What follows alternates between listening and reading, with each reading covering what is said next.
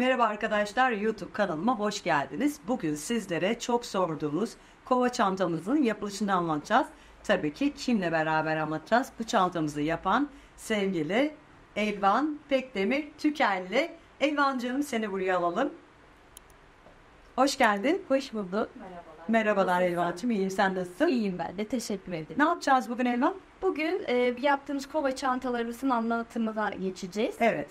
Küçük bir parça olarak yine anlatacağız. Örneğin kuracağız. Ama Evet, boyutları tabii söyleyeceğiz. açıklayıcı bir Evet. video olacak. Umarım herkese yararlı bir video olur. Bence gerçekten harika, istemekte haklısınız kızlar. Bu çantalar muhteşem oldu. Bir de tabii ki büzgülü astarlarını yaptık. İlerleyen dönemlerde de astarını anlatacağız. Şimdi dilerseniz çantamızın yapılışına geçelim. İlk önce yuvarlak bir tabanla başlıyoruz.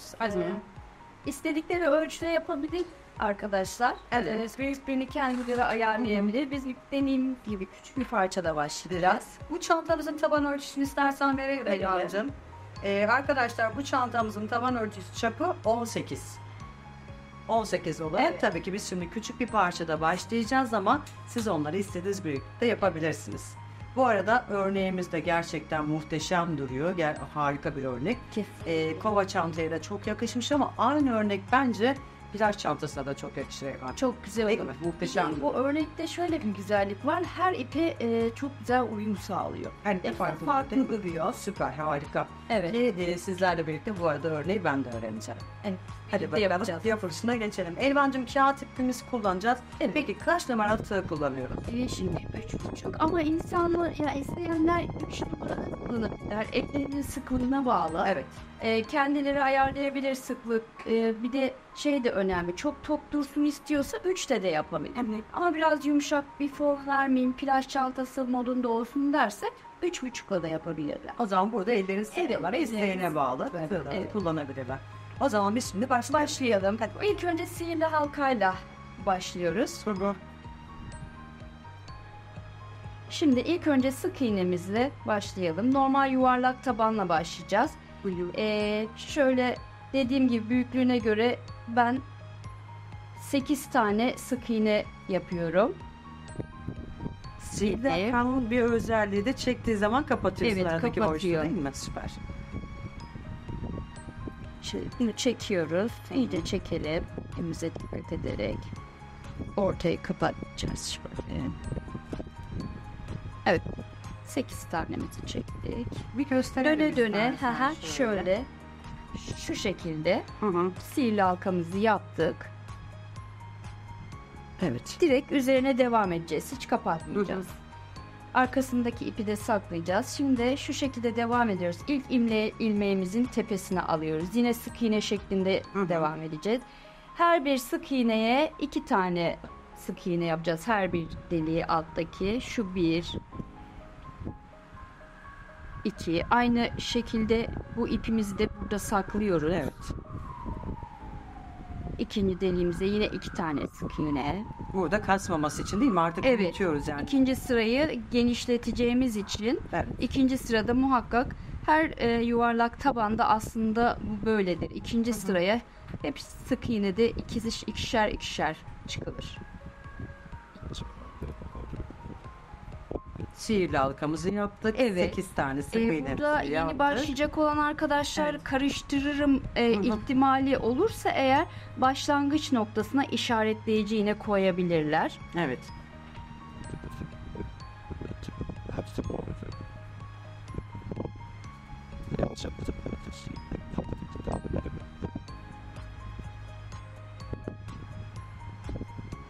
Aslında o zaman ikinci sıraya geldiğimiz zaman 8 oluyor, 16. Evet. 16 tane sık iğnemiz olmuş oluyor. Evet. Bu arada bir de şey soracağım Elvan'cığım. Burada mesela kağıt iplerde farklılık gösterebiliyor değil mi? Yerli kağıt iple ithal kağıt ipin arasında fark var. Çok büyük bir fark var. Yani örgü yapan eğer ikisini de deneme şansı olduysa çok rahat ayırt edebilir. Şu an o kadar rahat ilerliyor ki. İthal kağıt ipi olduğu için. İthal kağıt olduğu için ve bu sıcakta. Onu da katar Evet. ötesi. Yani kağıt ipinde bunu yapamıyoruz. Bu tığı çekme hareketi bile çok zor oluyor. Bir de işlerken daha renkler soluyor. Evet, renkler soluyor. Evet. Şimdi bu ipimizi arkaya atabiliriz artık. Daha sonra ikinci sıraya geldiğimizde üçüncü sıraya geçiyoruz. Bir tek ilk sık iğnenin üzerine ikinci sık iğneye iki tek, aynı yere iki. Bir tek bir çift, bir tek bir çift olarak Bu gideceğiz. sırayı da böyle tamamlayacağız. Bu sıra böyle yine. Bu arkadaşlara bir püf noktası daha verelim. Şimdi sık iğnemizi yaparken birden çekmiyoruz. Hareketimiz bu şekilde. Aynen. Yapınca İki defa da çekince daha rahat oluyor. bu başak şekilleri çok daha düzgün çıkıyor. Mesela yine bunu zaten örerken artık alışkanlık yapacak ya uğraşmayacak mesela. Hızlı yaparken bile bu böyle ilerliyor aslında. Evet. O zaman şöyle kısaca geçelim Elvan'cığım. İlk sihirli halkamızın içinde 8 tane yaptık. Evet. İkinci sırada sık iğnemizde her deliğe 2 defa İkişer battık. tane. Üçüncü sıraya geçtiğimiz zaman da birine tek, birine çift Bir de battık. çift, evet. Bir üst sıraya geçtiğimizde de iki tek bir çift, iki Evet. tek bir çift. O şekilde büyüteceğiz örgümüzü. Bu arada bu bambu saplarımız diğer bambu saplara göre hem daha büyük, bir de şu şekilde kenarlar arkadaşlar daha farklı oluyor. Bunlar özellikle kova çantalar için ürettiğimiz kendi markamız. Yani ASL çanta olarak bütün malzemeleri elinizden bulabilirsiniz. Bakalım. Şimdi iki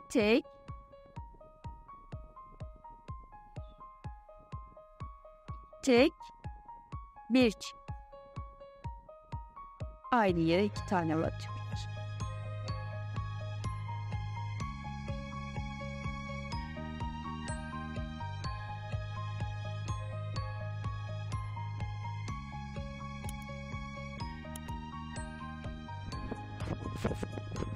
Bu sıramızda böyle tamamlayacağız. Bu şekilde tamamlıyoruz, evet.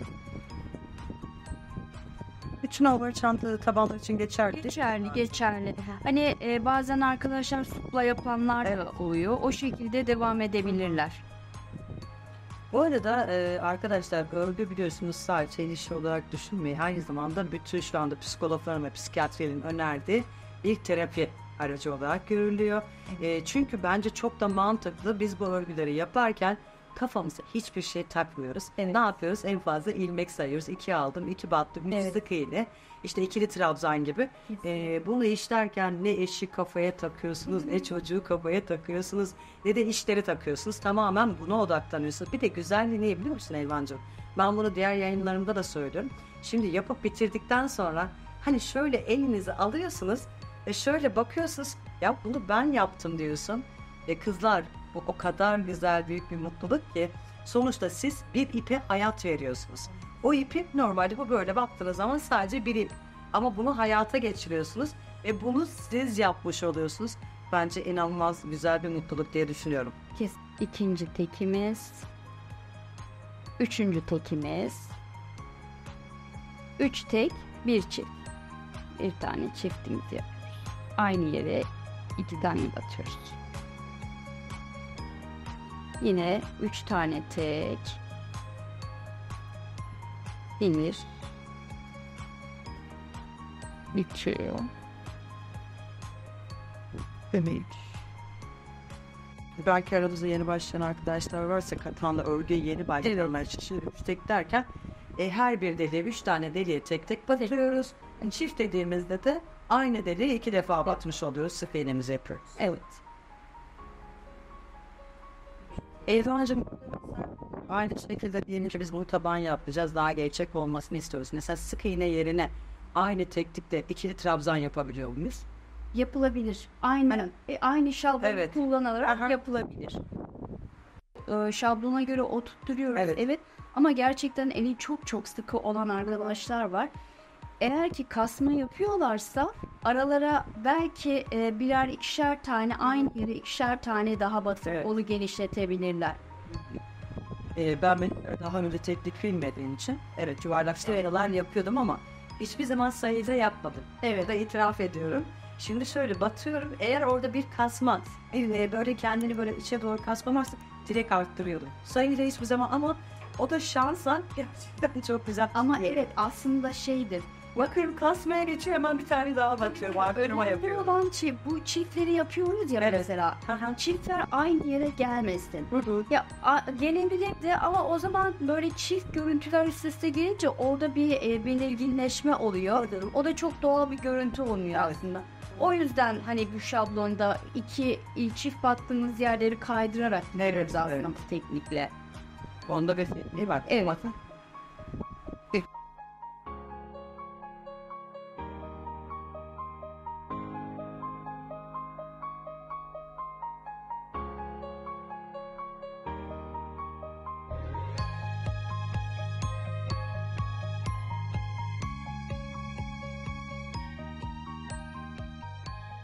D kağıt tipte el ütüsü de çok önemli. El ütüsü dediğimiz nedir? İşte yaptıkça böyle düzeltmemiz gerekiyor Evet. kağıt. Bu gerçekten çok düzgün durmasını sağlıyor. Hep seviyorsunuz aslında. Evet, aslında yaptığımız seviyoruz. Evet. O zaman arkadaşlar her yaptıkça böyle arada bir siz de böyle sevin ve okşayın ki hem örgünüz daha güzel olsun hem de yaptıkça kendinize gurur duyun. Evet. Şimdi sonuna geliyorum. Bir sıradan mı yapalım? Bence bu sıradan itibaren örneği kuralım. Örneği bence böyle. Hatta şey yaparız, açıklama kısmına da orada aşağıda bir şablonlu veririz Evet. sizler için yine. Biz örneğimizi kurmaya geçelim. Tamam. Zaten normalde ölçülerini de yine vereceğiz. Tabanımızın çapı 18 santim. Yüksekliğinde hatta çarpmamıza mesela yüksekliğini de şimdi sizlere söyleyeyim. Yine açıklamada da yapacağız. Mutlaka açıklamalara okuyun. Yüksekliği de arkadaşlar 19 santim. 19 santim olarak da yüksekliği çantamızın. Tabii bu boyutları siz kendiniz de istediğiniz ölçülere göre yapabilirsiniz. Senin. Şimdi ilmek sayınızı bir bakalım. 4, 6, 8, 10, 12, 14, 16, 17, 24, 26, 28, 30, 32, 34, 36, 38, 40, 41. Normalde bu örnek 3 ilmek üzerine kuruyoruz ya. Tekli olması gerekiyor. o zaman. Evet. Ama şöyle bir şey var. Kaydırarak gideceği için 3'ten bir tane eksik. 3'ün katından bir tane eksik yapmamız gerekiyor bunu. Ya. Atıyorum 3'ün katı, biz şimdi burayı 40 saydık. 3, 6, 9, evet, bir eksik yapacağız normalde örneği kurmak için. Tamam. Tamam. Şimdi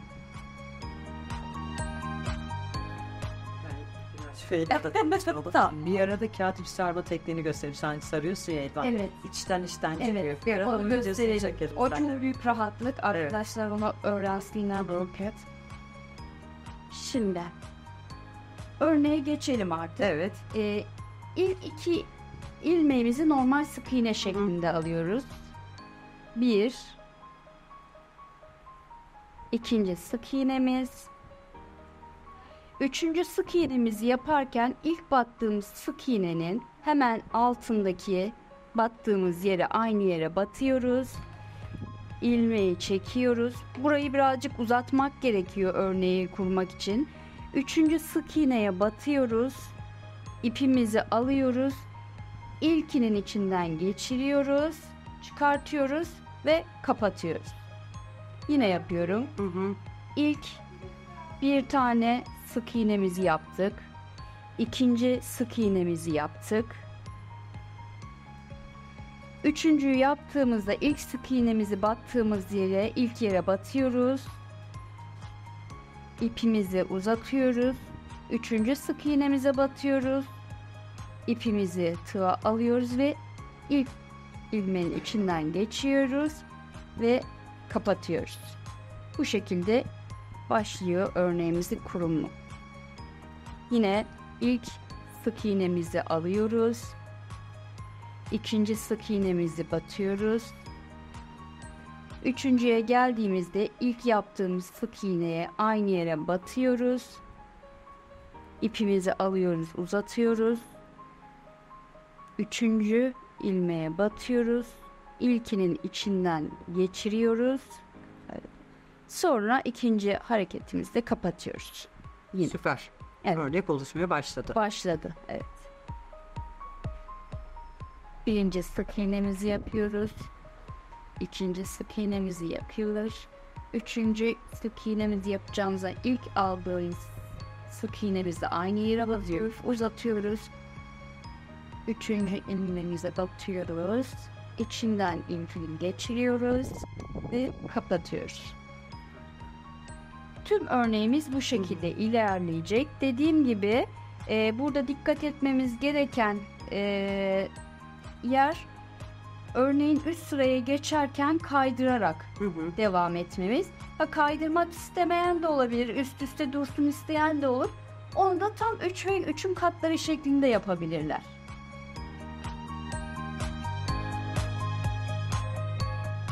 İçinden geçirdik yine.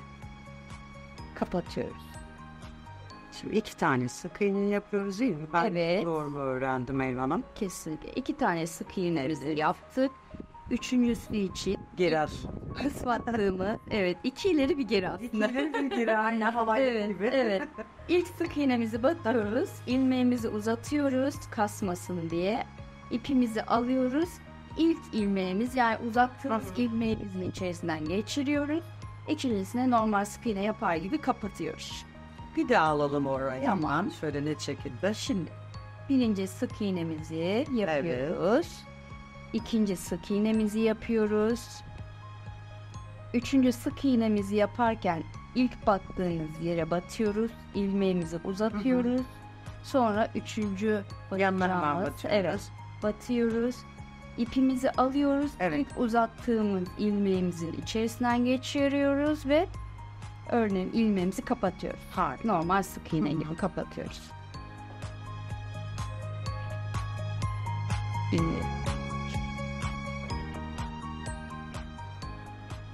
Bir de aslında bu boyda da çok tatlı olacak. Bir tane yanına yavru yapmış olacağız. Evet, Ekranı aslında bitirirse. belki şey olabilir. Cüzdan bursu takıp küçük, O da olabilir, evet. cüzdan olarak devam edebiliriz. Kesinlikle. Klipsli bir tane de yavru yapmış oluruz aslında. Bozuk paralık gibi. Evet, Bir cüzdan evet. gibi. İçinde çok da güzel olur. Sıramızın sonuna geldik. Şimdi üst sıraya geçeceğiz. Başlangıçta demiştik örnek 3 ilmekten oluşuyor diye. Şimdi burada kova çantamızı eğer ki örneğe bakalım. Bu tarafa kaydırmak istersek 3 katının bir fazlası, bu tarafa kaydırmak istersek 3 katının bir eksiğini yapalım. Sayı olarak örnek kurulumunda. Şimdi biz hangisini yapacağız? Biz şimdi Elvan'cığım? buna göre gidelim. Küçük yapacağız dedik Tamam. ya, cüzdan olarak. Bunun aynısını yapalım. Biz bir fazlasını çalışacağız şu an. Şimdi üst sıraya geçiyoruz. Burada yapacağımız şey, ilmeği bu tarafa kaydıracağımız için ilk sıraya altta yaptığımızın ikinci ilmeğinden başlıyoruz. İlk sık iğnemizi yapıyoruz. İkinci sık iğnemizi yapıyoruz. İlk battığımız yere tekrar batıp ilmeğimizi uzatıyoruz. Üçüncü sık iğneye batıp ipimizi alıyoruz. İçinden geçiriyoruz ilkinin ve kapatıyoruz. Kaymaya başlıyor bu şekilde. Pardon. Aslında örnek Evet. şimdi kendine Kendine, sıradan evet, itibaren gösteriyor. gösteriyor. Tekrar. İlk başta zaten bu kaydırmayı yaptıklarını da takip etmelerine bile gerek kalmayacak. Kendisi oturuyor ilmek. İkinciyi yaptık. Üçüncüyü ilk battığımız yere batıyoruz. İçinden çıkartıyoruz ilmeğimizi. Üçüncü ilmeğe batıp içerisinden geçiriyoruz ve kapatıyoruz. Aynı şekilde devam edelim. 2 tane sık iğne yapıyoruz. Evet, 2 tane sık iğnemizi yapıyoruz. İlk battığımız yere üçüncüsünü batıyoruz.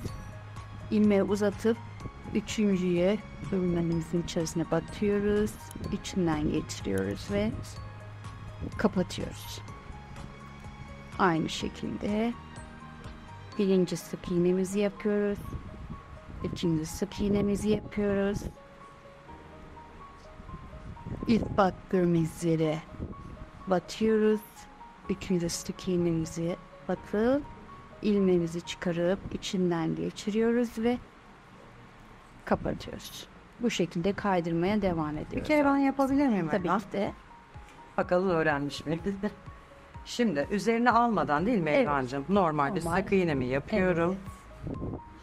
Sonra İkinciyi normal. buraya yine, batıyorum, yine evet. sık iğnemi yapıyorum. Evet. Sonra üzerini almadan ilk battığım yere Evet. dönüyorum, batıyorum. Hı. Şu şekilde çekiyorum. Evet, Sonra uzatıyorum. Yanına tekrar Evet. buraya üçüncüsüne, sık iğneye. Hemen üçüncü sık iğne. Şuraya sık evet. iğneye batıyorum. İpimizi alıyoruz. Şu şekilde çekiyorum. Üzerine almadan birinciyi geçirdim.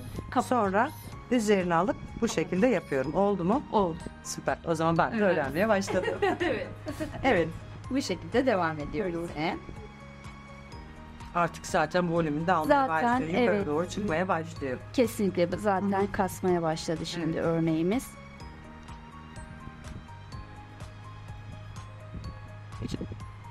El ütüsünü muhakkak yapsınlar. Onu unutmayalım.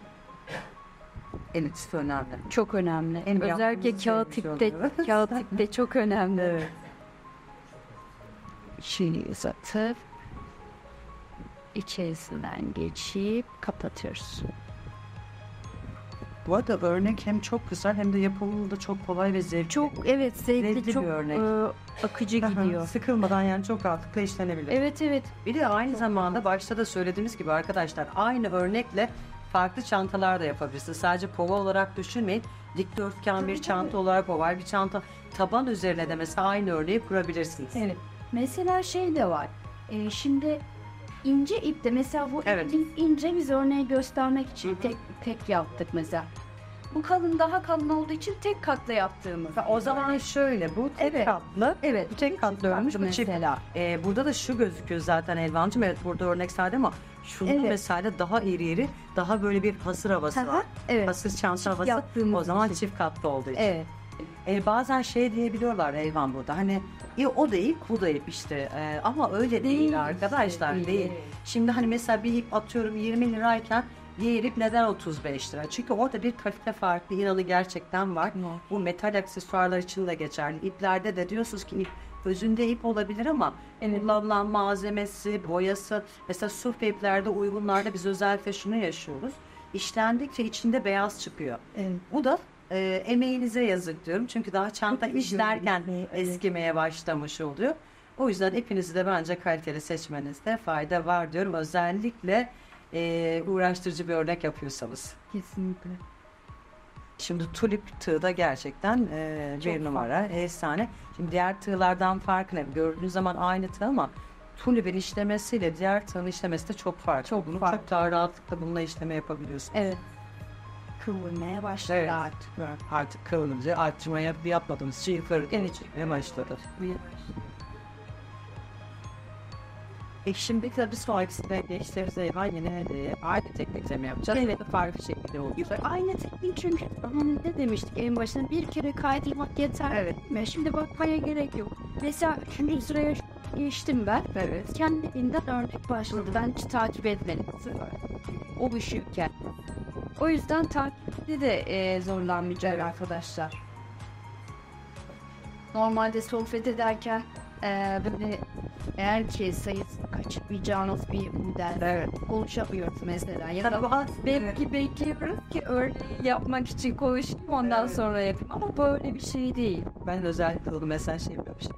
Yaparken karşıdaki bir şey söylüyor bir dakika. Bir dakika değil mi? diyor, böyle yaparak işlemeye devam ediyorum ama bunda şimdi bir ikinci sıradan sonra artık kendi de O kontrole gelişiyor. gelişiyor değil mi? Şey yapıyoruz. Biz dinliyoruz ama 1, Evet. 2, 3 Aynen. devam ediyoruz.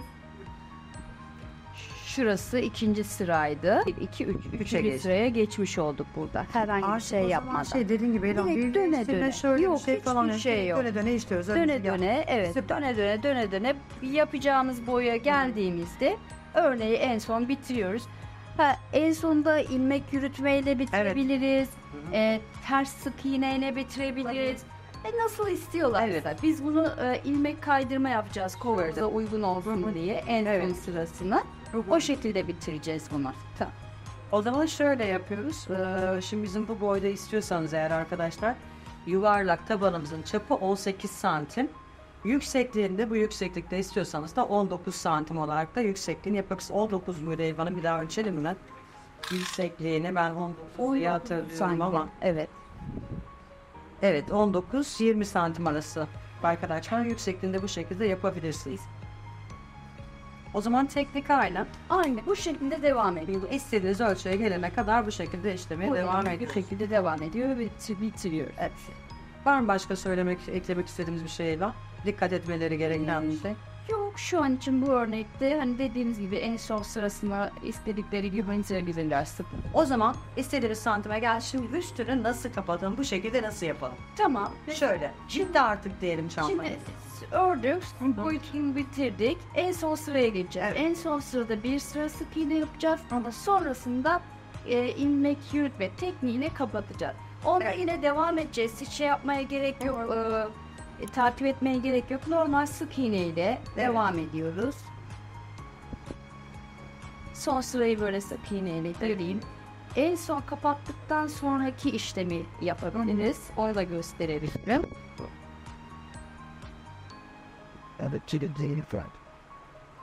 Boyut da bende çok güzel olmuş. Bu yükseğin değil o boyu.